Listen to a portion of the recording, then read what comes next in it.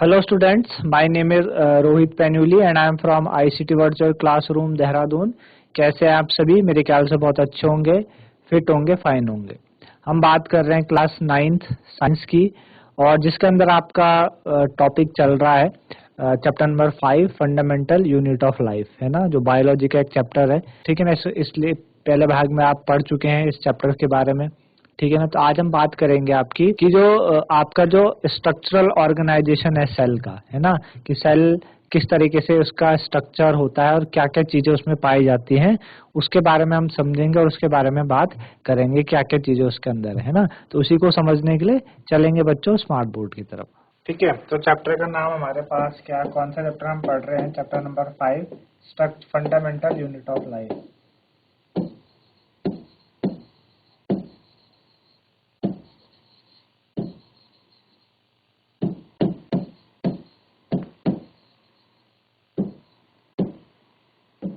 Fundamental unit of life, है ना।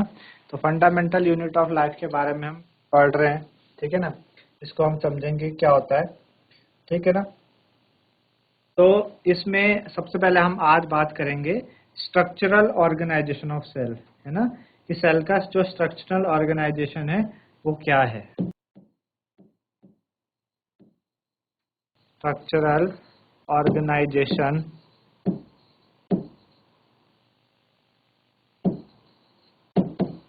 Structural organization of cell. ठीक है, structural organization of cell, cell का स्ट्रक्चरल ऑर्गेनाइजेशन के बारे में बात करेंगे। तो अगर आप सेल को सेल क्या है, आपने अभी ऊपर देखा कि जो सेल है उसमें स्पेशल कंपोनेंट्स होते हैं जिन्हें हम क्या कहते हैं, ऑर्गेनल्स कहते हैं। ठीक है ना, सेल के पास क्या होते हैं, स्पेशल कंपोनेंट होते हैं।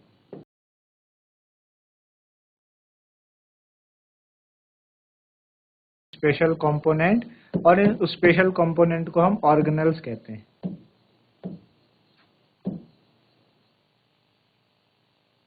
ठीक है ना, इन्हें हम क्या कहते हैं, ऑर्गेनल्स कहते हैं। ठीक है ना, सेल के पास स्पेशल कंपोनेंट होते हैं जिन्हें हम क्या कहते हैं, ऑर्गेनल्स कहते हैं। अगर आप इनको माइक्रोस्कोप के अंदर आप इन्हें देखो तो आपको तीन फीचर्स आपको देखने को मिलेंगे हर सेल में। हर सेल में आपको क्या होंगे, तीन फीचर देखने को मिलते हैं। कौन कौन से? हर सेल में ना तीन फीचर आपको देखने को मिलेंगे, और वो तीन फीचर क्या क्या होते हैं? पहला पहला होता है प्लाज्मा मेम्ब्रेन। प्लाज्मा मेम्ब्रेन, ठीक है। दूसरा होता है आपके पास न्यूक्लियस, ठीक है। और तीसरा आपके पास होता है साइटोप्लाज्म। ठीक है ना, तो तीन बातें आपको देखने को मिलेंगी, और जितनी भी एक्टिविटी सेल के अंदर होती है और जो इंटरेक्शन होता है सेल का इन्वायरमेंट के साथ, है ना, वो इन तीन फीचर्स के कारण पॉसिबल है। आई बात समझ में? रिपीट करता हूं, मैंने क्या कहा कि जो सेल है, सेल में एक स्पेशल कंपोनेंट होता है जिसे हम ऑर्गेनल्स कहते हैं। ठीक है ना, और ये जो सेल है, हर सेल में तीन बातें आपको अक्सर देखने को मिलेंगी, प्लाज्मा मेम्ब्रेन, न्यूक्लियस और साइटोप्लाज्म। ठीक है ना, ये बातें आपको देखने को मिलेगी। और जितनी भी एक्टिविटीज होती हैं, है ना, जितनी भी एक्टिविटीज एक्टिविटीज का मतलब सेल के अंदर जो कुछ हो रहा है, या सेल का इंटरेक्शन होता है इन्वायरमेंट के साथ, वो कब पॉसिबल है? इन तीन चीजों के कारण, प्लाज्मा मेम्ब्रेन, न्यूक्लियस और साइटोप्लाज्म के कारण ही क्या होता है, ये इनका इंटरेक्शन होता है। तो इनके बारे में हम समझेंगे। आप इसे पहले नोट कर लीजिए जो बातें मैंने लिखी है, किसको हम कहते क्या है।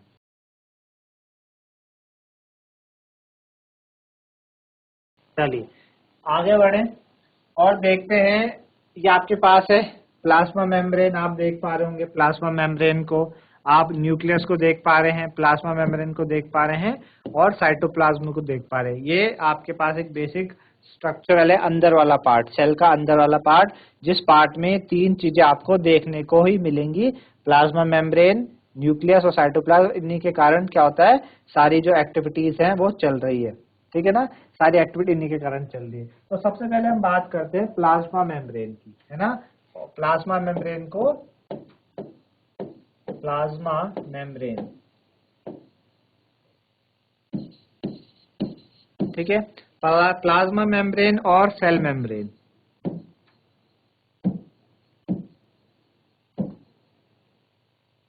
प्लाज्मा मेम्ब्रेन और सेल मेम्ब्रेन, ठीक है ना, प्लाज्मा मेम्ब्रेन और सेल मेम्ब्रेन, ठीक है ना। तो ये क्या है, प्लाज्मा मेम्ब्रेन बोलो या सेल मेम्ब्रेन बोलो, ये आउटर मोस्ट कवरिंग होती है सेल की, है ना। सेल की आउटर मोस्ट कवरिंग, जैसे आप यहाँ पे देख भी पा रहे हैं डायग्राम में, प्लाज्मा मेम्ब्रेन देख पा रहे होंगे, ये क्या है, सेल की क्या है, आउटर मोस्ट कवरिंग है, बाहर की जो कवरिंग है वो प्लाज्मा मेम्ब्रेन होती है, ठीक है ना। तो आउटर मोस्ट कवरिंग होती है किसकी, प्लाज्मा मेम्ब्रेन क्या है, सेल की आउटर मोस्ट कवरिंग है, ठीक है ना। सेल की क्या है, आउटर मोस्ट कवरिंग है, जो क्या करती है, जो सेल के कंटेंट है उसको एक्सटर्नल एनवायरनमेंट से क्या करती है, सेपरेट करती है, ठीक है ना। अच्छा, प्लाज्मा मेम्ब्रेन क्या करेगी, प्लाज्मा मेम्ब्रेन अलाउ करती है या परमिट करती है जो भी चीजें अंदर या बाहर आनी है ना, जो भी मटेरियल सेल के अंदर आना है या बाहर आना है उसको कौन अलाउ करेगा, प्लाज्मा मेम्ब्रेन ही अलाउ करती है ना। दूसरा, ये क्या करती है, कुछ ऐसे मटेरियल्स है जो सेल के अंदर ना आ पाए उनको भी प्रिवेंट करती है। तो इसलिए जो सेल मेम्ब्रेन होती है उसको हम बोलते हैं सिलेक्टिवली प्रीमेबल मेम्ब्रेन, एसपीएम। क्या बोलते हैं, सिलेक्टिवली प्रीमेबल मेम्ब्रेन, है ना। तो कुछ बातें जो हमने बताई आपको वो लिखते हैं, क्या क्या बोली हमने, कि जो सेल मेम्ब्रेन है it is the outermost covering of the cell,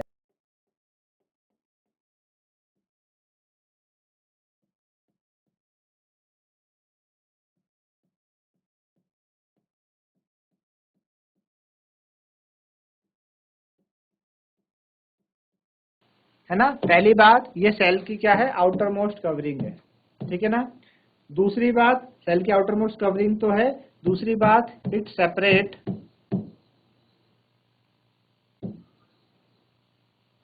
it separate the content of cell, it separate contents of cell from external environment, external environment,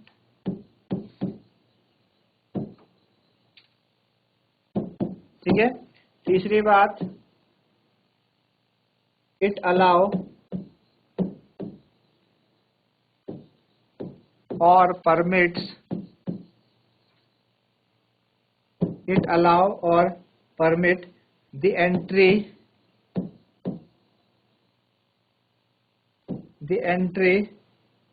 and exit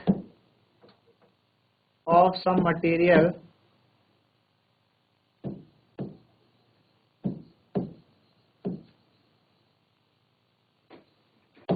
it allows or permit the entry and exit of some material in and out of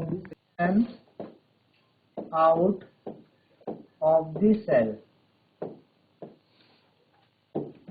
ठीक है ना। It allow और permit the entry and exit of some material in and out of the cell, ठीक है ना। तो ये होता है, इसीलिए हम क्या कहते हैं, सेल मेम्ब्रेन को, है ना, सेल मेम्ब्रेन को हम इसीलिए, सेल मेम्ब्रेन बोलो या प्लाज्मा मेम्ब्रेन बोलो एक ही बात है, सेल मेम्ब्रेन को हम क्या कहते हैं, एसपीएम, एसपीएम, है ना। एसपीएम की फुल फॉर्म क्या है, सिलेक्टिवली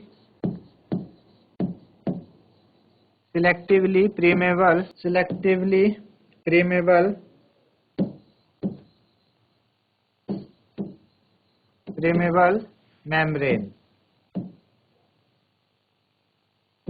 सिलेक्टिवली प्रीमेबल मेम्ब्रेन का मतलब क्या है कि कुछ ही चीजों को क्या कर पाएगी, अपने आप में से पास होने देगी, सब चीजों को अपने आप में से पास होने नहीं देती, कुछ ही चीजों को अपने आप में से पास होने देती है ना।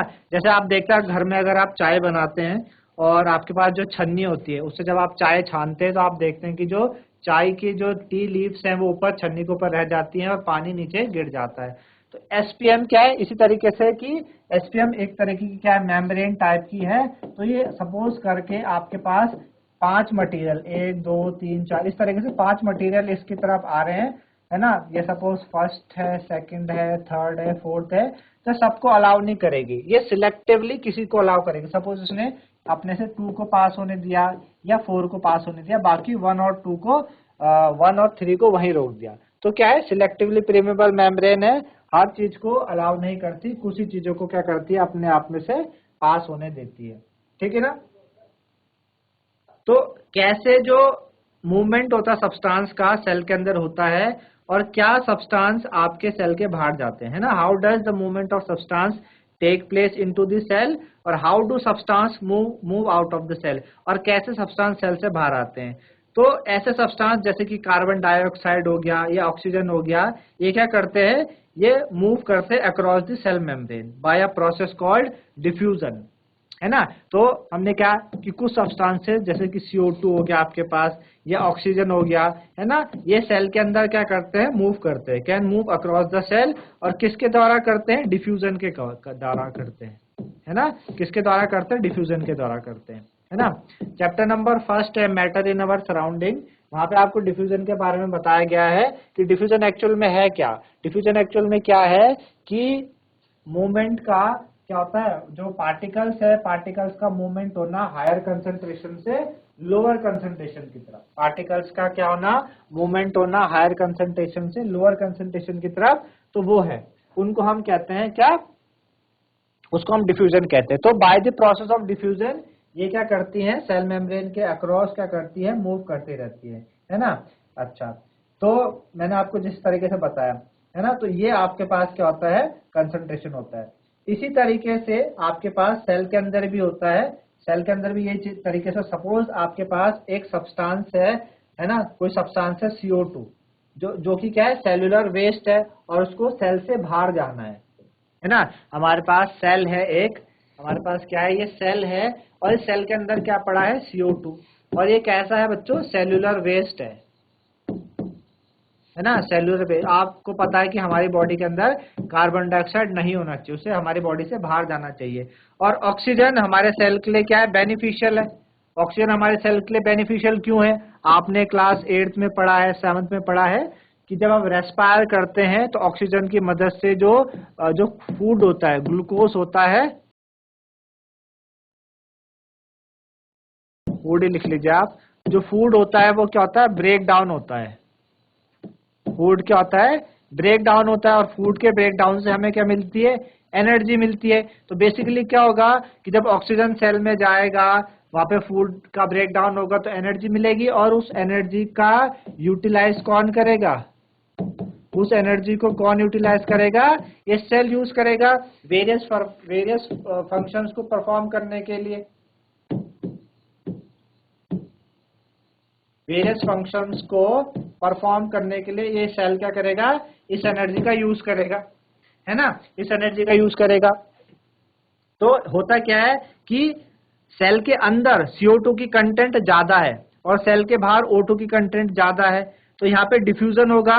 डिफ्यूजन क्या होगा, मैंने क्या बताया, डिफ्यूजन क्या है, डिफ्यूजन का मतलब होता है कि जो पार्टिकल्स है, पार्टिकल्स का मूवमेंट होना हायर कंसंट्रेशन से लोअर कंसंट्रेशन की तरफ। तो सेल के अंदर CO2 की कंसंट्रेशन क्या है, हाई है, सेल के बाहर ज्यादा है, तो ये क्या करेगी, बाहर से अंदर की, सॉरी अंदर से बाहर की तरफ आएगी, तो CO2 इस तरीके से बाहर निकलेगी, और O2 की कंटेंट बाहर ज्यादा है अंदर कम है, तो वो भी डिफ्यूजन के थ्रू क्या करेंगी, हायर, जो बाहर है हायर से लोअर की तरफ सेल के अंदर जाएंगी। इसी तरीके से क्या बात करी हमने कि इन दो गैसेस का एक्सचेंज होता है across the cell membrane by the process of diffusion, diffusion के कारण होता है। तो डिफ्यूजन एक इंपॉर्टेंट रोल प्ले करता है gases exchange between the cell as well as the cell and its external environment, है ना। तो डिफ्यूजन क्या कर रहा है, एक बहुत ही इंपॉर्टेंट रोल प्ले कर रहा है। डिफ्यूजन क्या कर रहा है, एक इंपॉर्टेंट रोल प्ले कर रहा है for the exchange of gases.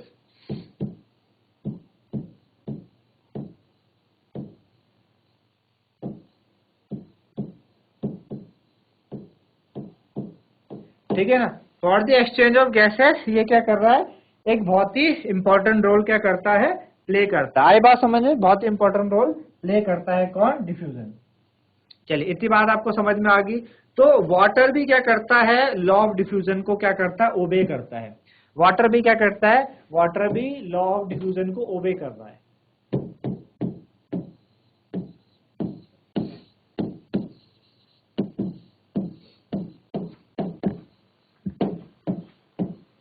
ठीक है ना। वाटर भी क्या करेगा, लॉ ऑफ डिफ्यूजन को ओबे करेगा। तो किस तरीके से करेगा, ये जो मूवमेंट होगा वाटर मॉलिक्यूल्स का, है ना, जब मूवमेंट होता है वाटर मॉलिक्यूल्स का थ्रू सिलेक्टिवली परमेबल मेम्ब्रेन, उसको हम कहते हैं ऑस्मोसिस, है ना। तो वाटर का जो मूवमेंट होता है, जैसे गैसेस का मूवमेंट अक्रॉस द सेल हमने कहा क्या, डिफ्यूजन, इसी तरीके से वाटर का मूवमेंट, है ना, वाटर का movement through SPM selectively permeable membrane, उसको क्या कहते हैं हम, called osmosis, is called osmosis, है ना। उसे हम क्या कहते हैं बच्चों, ऑस्मोसिस कहते हैं। तो movement of water through SPM is called osmosis, है ना। तो जो मूवमेंट होता है वाटर का अक्रॉस द सेल मेम्ब्रेन, ये क्या करता है, अफेक्ट करता है amount of substance dissolve in water. भाई उस साफ सीधी बात है ना, आपके पास क्या है, ये आपके पास सेल है, और सेल के अंदर क्या है, आपके पास सेल के अंदर क्या है, कंटेंट है, सेल के अंदर बहुत सारी चीजें हैं, बहुत सारी चीजें हैं, ठीक है ना। अब वाटर अंदर या बाहर जा रहा है, जब वाटर अंदर या बाहर जाता है ऑस्मोसिस के थ्रू, तो जो सब्सटेंस वाटर में डिसॉल्व है, जो सब्सटेंस वाटर में डिसॉल्व है, उनके अमाउंट को भी तो क्या करेगा, अफेक्ट करेगा, है ना, उनके अमाउंट को भी अफेक्ट करेगा। इसलिए जो ऑस्मोसिस होता है वो क्या होता है, ऑस्मोसिस एक्चुअल में है क्या, passage of water from a region of high water concentration through a SPM to a region of low water concentration till equilibrium is reached, है ना। तो बेसिकली हम ऑस्मोसिस को क्या कहते हैं, बेसिकली हम ऑस्मोसिस को क्या कहेंगे, पासेज ऑफ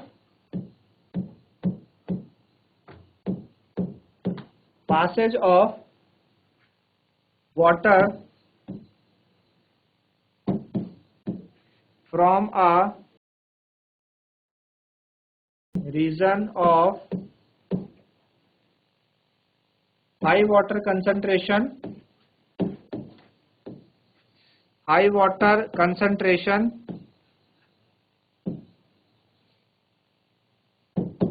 ठीक है, through SPM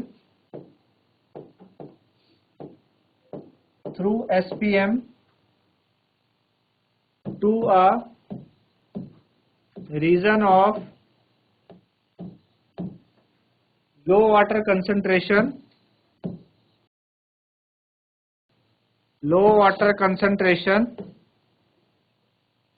ठीक है ना, till equilibrium is reached, till equilibrium is reached, है ना। आपने देखा जब बाढ़ आती है सपोज, और कमरों के बाहर पानी है और उसे कमरे के अंदर आना है ना, तो पानी, अब बाहर कंसंट्रेशन बहुत ज्यादा है पानी की, अंदर कमरे में कुछ भी कंसंट्रेशन नहीं है, तो पानी अंदर से बाहर से अंदर को आएगा, पर एक हद तक वो अंदर आ पाएगा जब दोनों तरफ बाहर और अंदर पानी एक समान हो जाए, इक्विलिब्रियम में हो जाए, तो फिर पानी की जो मूवमेंट है वो बंद हो जाती है। तो इसी तरीके से ऑस्मोसिस में भी होता है कि वाटर का पासेज हाई कंसंट्रेशन रीजन से लो कंसंट्रेशन की तरफ आता है, वो भी through SPM selectively permeable membrane के थ्रू, है ना। तो वाटर इस तरीके से क्या करता है, मूव करता है, वाटर क्या करता है, इस तरीके से मूव करता है ना। तो क्या होगा अगर आप एनिमल सेल को या प्लांट सेल को आप किसी शुगर सॉल्यूशन में या सॉल्ट सॉल्यूशन में रख दे, है ना, सॉल्ट सॉल्यूशन में रख दे, तो तीन बातें हमारे सामने आती हैं, है ना। अगर एनिमल सेल और प्लांट सेल, एनिमल सेल या प्लांट सेल, इन दोनों को आप शुगर सॉल्यूशन में रख दें, ठीक है, या आप सॉल्ट सॉल्यूशन में रख दें, है ना, ठीक है ना। इन एनिमल सेल या प्लांट सेल को आप या तो शुगर सॉल्यूशन में रख दें या सॉल्ट सॉल्यूशन में रख दें, तो क्या होगा, तो बेसिकली तीन बातें हमारे सामने हो सकती है। पहला, अगर जो मीडियम है सराउंडिंग द सेल, वहां पे वाटर कंसंट्रेशन ज्यादा है सेल के मुकाबले, समझ आ रही है आपको, सेल के मुकाबले सेल के जो सराउंडिंग है, सेल की जो सराउंडिंग है, बाहर ज्यादा पानी है, बाहर क्या है, ज्यादा पानी है सेल के अंदर के मुकाबले, है ना, मतलब आउटसाइड सॉल्यूशन डाइल्यूट है और सेल के अंदर कम पानी है, तो सेल क्या करेगा, सेल क्या करेगा, वाटर गेन करेगा ऑस्मोसिस के थ्रू। उस प्रोसेस को हम बोलते हैं हाइपोटोनिक सॉल्यूशन। क्या कहते हैं, हाइपोटोनिक। तो पहली कंडीशन हमने क्या कहा कि आपके पास सेल है ना, ये सेल है। अब मैंने कहा सेल के अंदर जो वाटर है वो कम अमाउंट में है, लेकिन इसके सराउंडिंग में जो बाहर पानी है वो काफी ज्यादा है, ठीक है ना। तो ऑस्मोसिस होगा। आपको भी बताया पानी किधर से किधर को फ्लो करेगा, जहां कंसंट्रेशन ज्यादा है और कम की तरफ, यानी बाहर से अंदर को आएगा। पानी क्या करेगा, बाहर से अंदर को आएगा। तो हम क्या कह सकते हैं कि भाई सेल क्या कर रहा है, पानी को गेन कर रहा है। यहां से हमें क्या लग रहा है, यहां से हमें यही तो दिख रहा है कि सेल इज गेनिंग वाटर, है ना। सेल क्या कर रहा है, पानी को गेन कर रहा है। तो ऐसे जो सॉल्यूशन होते हैं, ऐसे सॉल्यूशन को हम क्या कहते हैं, हाइपोटोनिक सॉल्यूशन। क्या कहते हैं ऐसे सॉल्यूशन को हम, हाइपोटोनिक सॉल्यूशन। हाइपोटोनिक सॉल्यूशन, ऐसे सॉल्यूशन को हाइपोटोनिक सॉल्यूशन कहा जाता है ना। ये आपके पास देखो हाइपोटोनिक सॉल्यूशन का क्या है, एक आपको फिगर दिख रहा होगा। सेल है, सेल के बाहर क्या है, पानी ज्यादा है और सेल के अंदर पानी क्या है, कम है। तो आप देख पा रहे होंगे ये जो वाटर है ये क्या कर रहा है, अंदर की तरफ जा रहा है, सेल के अंदर की तरफ पानी जा रहा है। आप देख पा रहे हैं सेल के अंदर पानी चले गया, ठीक है ना। तो हाइपोटोनिक सॉल्यूशन हम उन्हें कहते हैं जब जो वाटर है वो क्या करता है, सेल के अंदर जाता। तो आपने क्या करा, सेल को आपने एनिमल सेल लिया था आपने, है ना। आपने एनिमल सेल लिया या प्लांट सेल लिया और आपने उसको सॉल्यूशन ऑफ शुगर में रख दिया। आपने क्या करा, शुगर सॉल्यूशन बनाया या सॉल्ट सॉल्यूशन बनाया और आपने उसके अंदर रख दिया, है ना। सेल को आपने उसके अंदर रखा। अब सेल में पानी कम है लेकिन सेल के बाहर पानी ज्यादा है। अब सेल आपने सपोज सॉल्ट सॉल्यूशन में लिया था, आपने क्या किया था, सपोज सॉल्ट सॉल्यूशन में लिया था, है ना। सॉल्ट सॉल्यूशन के अंदर आपने सेल को रखा था। तो पानी तो अंदर जा रहा है और पानी के साथ साथ क्या हो रहा है कि जो नमक है, सॉल्ट की कंटेंट है, वो भी अंदर जा रही है। जब सॉल्ट की कंटेंट अंदर जाएगी तो क्या होगा, आपके सेल में पानी ज्यादा होने लगेगा, है ना, और सेल फूलने लगेगा। एक एग्जांपल के द्वारा अगर मैं आपको बताऊं कि अगर आप ज्यादा नमक खाते हैं, है ना, अगर आप ज्यादा नमक खाएंगे तो अगर आप ज्यादा नमक खा रहे हैं, आप जैसे आपने खाने के साथ आप और कच्चा नमक ले रहे हैं, तो क्या होगा, जो सॉल्ट है, सॉल्ट आपके साथ वाटर के साथ डिसॉल्व होके आपके सेल के अंदर जाएगा। जब सेल के अंदर वो जाएगा तो वहां पे सोडियम की कंटेंट, क्योंकि सॉल्ट में क्या होता है, आपने पढ़ा होगा कि सॉल्ट किससे मिलके बना है, NaCl। तो जो सोडियम की कंटेंट है Na, वो ज्यादा हो गया आपके सेल के अंदर। तो वो क्या, सेल आपको क्या फूला फूला सा लगेगा ना भाई। जो सेल है वो कैसा लगेगा, फूला सा। जैसे आप क्या करते हैं, आप रात को अगर किशमिश को पानी में भिगोने रखते हैं तो सुबह उठ के देखते हैं तो किशमिश फूली हुई रहती है। एक्चुअल में क्या है, किशमिश में पानी की कंटेंट बहुत कम है और आपने किशमिश को एक कटोरे में रखा जिसके आसपास काफी ज्यादा पानी था। वो पानी क्या करेगा, अंदर आएगा, किशमिश के अंदर आता है और जब आप सुबह उठ के देखते हैं तो किशमिश कैसी रहती है, फूली हुई रहती है ना, स्वेल हो रखी रहती है। तो वो ही एक एग्जांपल है किसका, हाइपोटोनिक सॉल्यूशन का। तो मेरे ख्याल से आपको समझ आ रहा होगा कि हाइपोटोनिक सॉल्यूशन होता क्या है। तो इसको हम क्या कहते हैं बच्चों, हाइपोटोनिक सॉल्यूशन कहते हैं, ठीक है ना। चलिए, तो पहला बात आपने समझा कि जब क्या हो, सेल के अराउंड पानी ज्यादा हो, पहली कंटेंट, है ना। तो हमने बात करी कि जो वाटर मॉलिक्यूल्स होते हैं वो फ्री होते हैं पास करने के लिए अक्रॉस द सेल मेम्ब्रेन, दोनों डायरेक्शन में, वो कहीं भी जा सकते हैं। But more water will come into the cell than will leave, है ना, पर ज्यादा पानी अंदर जा रहा है जिस हाइपोटोनिक के कारण, है ना। तो जो नेट रिजल्ट होगा वो क्या होगा भी, जब वाटर सेल के अंदर जाएगा तो सेल क्या हो जाएगा, स्वेल हो जाएगा, फूल जाएगा। पहली बात आपको समझ में आई होगी, ठीक है। चलिए दूसरी चीज क्या है, दूसरी चीज हमारे पास क्या होती है, पहली कंडीशन आपने देखी, दूसरी कंडीशन है कि अगर जो मीडियम है वो एग्जैक्टली सेम है water concentration as the cell, कि भाई ये आपके पास सेल है ना, ये आपके पास सेल है, सेल के अंदर पानी, सपोज बोलूं 1 लीटर सेल के अंदर पानी है और बाहर भी क्या है, बाहर जो एटमॉस्फेयर में भी 1 ही लीटर पानी है। तो कंटेंट दोनों जगह क्या हो गई, सेम हो गई, है ना। जब कंटेंट दोनों जगह सेम हो गई तो there will be no net movement of water across the cell membrane. ना पानी अंदर से बाहर जाएगा, ना बाहर से अंदर को जाएगा, दोनों कंडीशन में कुछ भी नहीं होगा, है ना। तो ऐसे जो सॉल्यूशन होते हैं उन्हें हम क्या कहते हैं, आइसोटोनिक सॉल्यूशन। आइसोटोनिक, है ना। आइसो का मतलब होता है बच्चों सेम, आइसो मीन सेम, मतलब जब वाटर की कंसंट्रेशन दोनों तरफ क्या हो, सेम हो। जब वाटर की कंसंट्रेशन सेल के अंदर भी सेम है, सेल के बाहर भी सेम है, तो वो सेल क्या करेगा, ना अंदर को पानी ना अंदर जाएगा ना बाहर जाएगा। ऐसे को हम क्या कहते हैं, आइसोटोनिक सॉल्यूशन कहते हैं। आप फिगर में देख पाएंगे यहाँ पे, है ना। यहाँ पे क्या हो रहा है, जितना पानी अंदर गया उतना पानी बाहर गया, है ना। तो कंटेंट इक्विलिब्रियम में आगे दोनों तरफ आ गई, तो इसे हम कहते हैं आइसोटोनिक। दोनों तरफ पानी क्या हो गया, सेम कंटेंट में, तो इसे हमने कहा आइसोटोनिक सॉल्यूशन का। मेरे ख्याल से आपको समझ में आएगा, है ना। तो इसमें कुछ नहीं होगा, है ना। तीसरा है, थर्ड आपके पास है, तीसरी बात कि अगर मीडियम, जो मीडियम है वो lower concentration of water than the cell, मतलब आपके पास सेल है।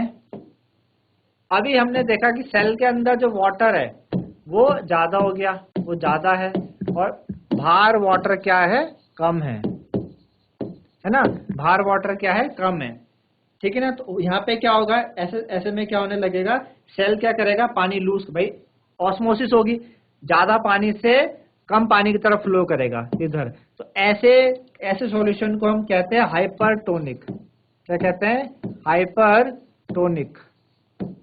हाइपरटोनिक सॉल्यूशन इन्हें कहा जाता है। क्या कहा जाता है बच्चों, हाइपरटोनिक सॉल्यूशन कहा जाता है, ठीक है ना। इनको हम हाइपरटोनिक कहते हैं। तो मेरे ख्याल से आपको समझ में आ रही कि बेसिकली हाइपरटोनिक सॉल्यूशन क्या है ना। तो इसमें क्या होगा, वाटर दोनों, इसमें आप देखते हैं जब पानी, जब जो आपके पास सेल है वो पानी लूज करेगा तो जो सेल है वो श्रिंक हो जाएगा। सेल क्या हो जाएगा, श्रिंक हो जाएगा